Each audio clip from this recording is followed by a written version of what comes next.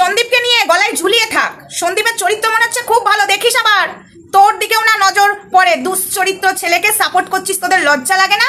আজকে যেই দিদি ওকে সাপোর্ট করলো, যেই দিদি ওকে আজকে এই জায়গায় এনে দিল, যেই দিদি আজকে এত কিছু করলো, সেই দিদিকে বাজে কথা বলছে, তোদেরকেও বলতে ছাড়বে না, তাই বুঝি? আচ্ছা বন্ধুরা, ভিডিওটা কন্টিনিউ দেখতে থাকো, কেউ স্কিপ করো না, স্কিপ করলে অনেক কিছু মিস করবে। সন্দীপকে সাপোর্ট করছি বলে শুধু এদেরই নয়, এই যে দেশদ্রোহীদেরও জ্বালা ধরছে, এই দেশে এক গাদ্দারের মা বসে আছে তারও জ্বালা ধরছে, বইন দিদি সব বসে আছে জ্বালা ধরছে, বুঝতে পারছি। কিন্তু সন্দীপের পাশেই যে আমরা দাঁড়াবো, সন্দীপের অন্যায়টা দেখলে সঙ্গে সঙ্গে বলি, তোদের মতো না যখন নিজেদের স্বার্থ থাকে তখন অন্যায় দেখে চুপ করে থাকিস, আর স্বার্থ পুড়িয়ে গেলে বলে দেব করে ব্ল্যাকমেল করিস। তোদের মতো আমরা নয় রে। সন্দীপের ভালোটা দেখলে ভালোটা বলি, আর খারাপটা দেখলে সঙ্গে সঙ্গ বলি যে সন্দীপ তুমি ভুল করছো, এটা বলার ক্ষমতা রাখি। তোদের মতো দু নৌকায় পা দিয়ে চলি না। তোরা যাকে গাল দিস, যাকে তোরা মানে জঘন্য কথা বলিস, যার যে থুতু ফেলে দেয় সেই থুতু তোরা চাটিস, আবার বলিস আমরা ফেলে দেওয়া থুতু চাটি না। তোরা ফেলে দেওয়া থুতুই চাটিস, বুঝেছিস? তোদের লেভেলটা হলো এটা। হাই ফ্রেন্ডস, সোমা ওয়ার্ল্ডে তোমাদেরকে অনেক অনেক স্বাগত, অনেক অনেক ভালোবাসা। চলে এসেছি আবারও একটা ভিডিও নিয়ে, ছোট্ট ভিডিও, বেশি বড় করবো না কারণ খুবই ব্যস্ত আছি। রাত্রেবেলা ভিডিওটা করে রাখছি, কালকে সকালে পোস্ট হবে। হ্যাঁ, সন্দীপকে নিয়ে আমরা এত কথা বলছি, সন্দীপের পাশে দাঁড়িয়েছি, তাই আমাদের দুজনকে সরাতে হবে। সঙ্গীতা ম্যাডামকে যেমন সরাতে পারছে না, এত কিছু করেও সঙ্গীতা ম্যাডামকে যদি না সরাতে পারে তাহলে তো সন্দীপের চরিত্রটা বিক্রি করতে পারবে না, সন্দীপকে তো ছিঁড়ে খেতে পারবে না সোমনাথের মতো।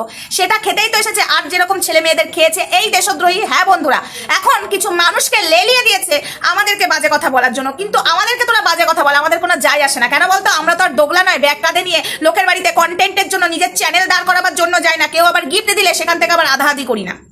এটাই হলো আমাদের লেভেল, বুঝেছিস? তবে এবার আসি, যারা বলছিস সন্দীপ হলো দুশ্চরিত্র, তো তোদের কাছে একটা প্রশ্ন করছি, তোদের বাড়ির মেয়েকে বউকে টেনে নিয়ে এসে কি সন্দীপ বেডে শুয়েছে, ফুলসজ্জা করেছে, না রাসলীলা করেছে? তাই তোরা এত কনফিডেন্স দিয়ে চরিত্রহীন বলছিস। কয়েকজন হাতে গোনা, একটু বল না রে, তোরা কি করে চরিত্রহীন বলছিস?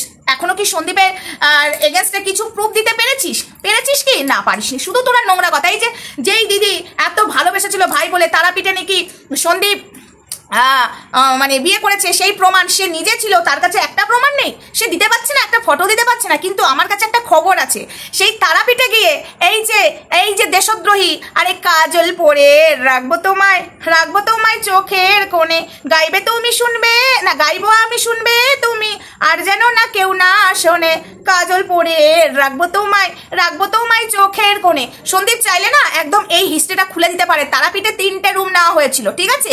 তাই মুখ খুলিও না, আমার কাছে জলজান্ত প্রমাণ আছে। যেমন তোমরা মুখে বলছো সন্দীপ তারাপীঠে, প্রমাণ দাও। তুমি তো তারাপীঠে খুদ গেছিলে, কাজলকে নিয়ে 3টে রুম নেওয়া হয়েছিল না, মনে পড়ে? কেন নেওয়া হয়েছিল 3টে রুম? কেন কাজল যায়নি? সন্দীপ যদি মুখ খোলে না, এই যে দেশদ্রোহী, তুমি বানের জলে ভেসে যাবে, তখন তোমায় কে বাঁচাবে? বানের জলে ভেসে যাবে, তখন তোমায় কে বাঁচাবে?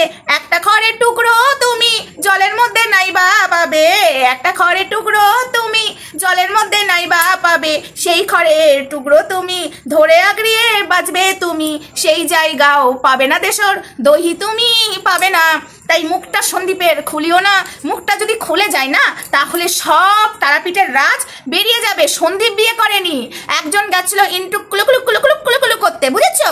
তাই সন্দীপের মুখটা যেমন বন্ধ আছে, বন্ধ থাকুক। সন্দীপের চরিত্র নিয়ে তোমাদের ভাবতে হবে না। যারা ভাবছো, যারা বলছো, তারা এমন কিছু বলো যাতে প্রমাণ আছে। এই যে সন্দীপের চরিত্র নিয়ে বলছো, বলো না, সেখানে বাধা নেই। কিন্তু সন্দীপ কি তোমাদের বাড়ির মেয়ে বউকে টেনে হাঁচড়িয়ে চরিত্র নিয়ে খেলা করেছে? হ্যাঁ, তাহলে বলো, তাহলে অবশ্যই সন্দীপের দিকে আঙুল তুলবো। সন্দীপ, তুমি ওই বাড়ির মেয়েকে নিয়ে এরকম নোংরামো করেছো, ওই বাড়ির বউকে নিয়ে নোংরামো করছো, তাহলে বলার জায়গা থাকবে। শুধু মুখেই বলে যাচ্ছে কোনো প্রমাণ নেই, চাল ফোট, ঠিক আছে? তবে কিছু কথা তো লাইভে বলে ফেলেছি কালকে, অবশ্যই তোমরা লাইভটা দেখেছো আমার, আর এই ভিডিওটা সকালে যাবে। তবে একটা কথা তোমাদেরকে আমি বলে যাচ্ছি, সন্দীপের পাশে ঢাল হয়ে দাঁড়িয়ে আছি। হ্যাঁ, সন্দীপের অন্যায় দেখলে সঙ্গে সঙ্গে প্রশ্রয় নয়, একদম সেদিন ভুল বলেছিল বন্ধু বলে দিয়েছি, সেরকম সন্দীপকে কেউ কাটাছেড়া করবে তাদেরকেও দেবো আচ্ছা করে। সন্দীপের পাশে আছি, থাকবো, শুধু তোদের মজাটা দেখছি। তবে আর মনে হয় সন্দীপকে নিয়ে কন্টেন্ট করতে পারবি না, সেই রাস্তা বন্ধ হতে চলেছে। তবে একটা কথা বলি, যাদের নিজেদের চরিত্র ঠিক নেই তারা সন্দীপের চরিত্র নিয়ে কি করে কথা বলে? যদি সন্দীপ চরিত্রহীন হয়েই থাকে, তুই যে বলছিস সন্দীপ চরিত্রহীন, তুই যাকে দিয়ে বলা করাচ্ছিস, তোর তো আবার প্রচুর আইডিয়া আছে, নিজেই না বলছিস। তো বলছিস শোন না, তোর চরিত্রটা কতটা ভালো, একটুখানি তার সার্টিফিকেটটা, তুই সতী তার সার্টিফিকেটটা নিয়ে এসে বস, তারপরে সন্দীপকে আমরা দেখছি। তো সতীর সার্টিফিকেটটা আমরা দেখতে চাই। বিশ্বাস কর, নোংরা মেয়ে ছেলে, যার নিজে চরিত্র ঠিক নেই, সে আবার সন্দীপের চরিত্র নিয়ে বসে থাকে, ঘরে একটা বাইরে একটা রাখে বন্ধুরা, ঠিক আছে।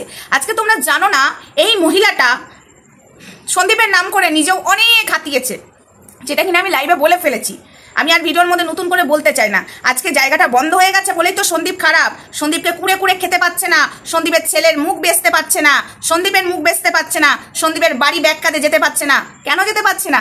যেহেতু সঙ্গীতা চক্রবর্তীকে সরাতে পারছে না, সঙ্গীতা চক্রবর্তীর বদনাম করলো, কিছু কি করতে পারলো? প্রমাণ করতে পেরেছে। ওর হলো এটাই স্বভাব, ও শুধু প্ল্যান করে, ঠিক আছে, ও শুধু নিজেকে দাদাগিরি এখানে দেখাতে আসে। দাদাগিরি এক চরে না গোটা নবদ্বীপ ঘুরিয়ে দেবো তোকে, ঠিক আছে। হাবলির চেম্বারে যে পড়বি, হাবলির যে হাল হয়েছে সেই হাল তোরও করবো, বুঝেছিস?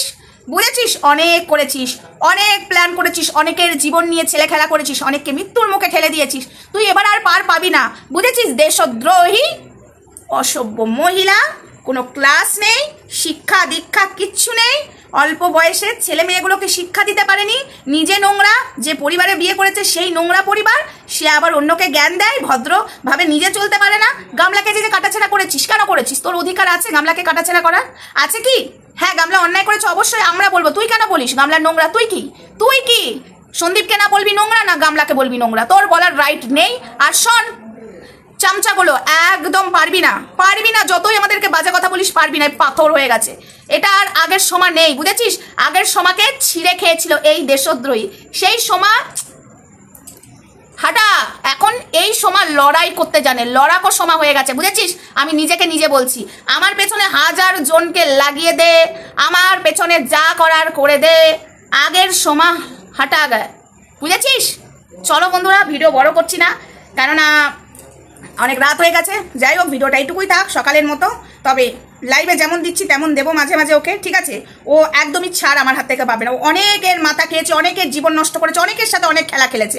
ফেলে দেওয়া থুতু তো তুই চাটিস, আবার অন্যকে বলিস, তাই না? আর এটাকে লাগিয়েছিলিস তুই, ধরিত্রীর ছেলের মৃত্যু কামনা করিয়েছিস তুই, ঠিক আছে? আর এটা তো অশিক্ষিত, নিজেকে বলে বিশাল কিছু, হাট সালাগুলোকে নিয়ে কিছু বলতেই ইচ্ছা করে না। চলো বন্ধুরা, টাটা, লাভ ইউ অল, সবাই ভালো থেকো, সুস্থ থেকো, দেখা হচ্ছে তোমাদের সাথে আবার নতুন ভিডিওতে। ততক্ষণ আমার সঙ্গে থেকে আসছি মারুকে নিয়ে, একদম আদা জল খেয়ে লেগে যাব ওর পেছনে। কেন বলো তো?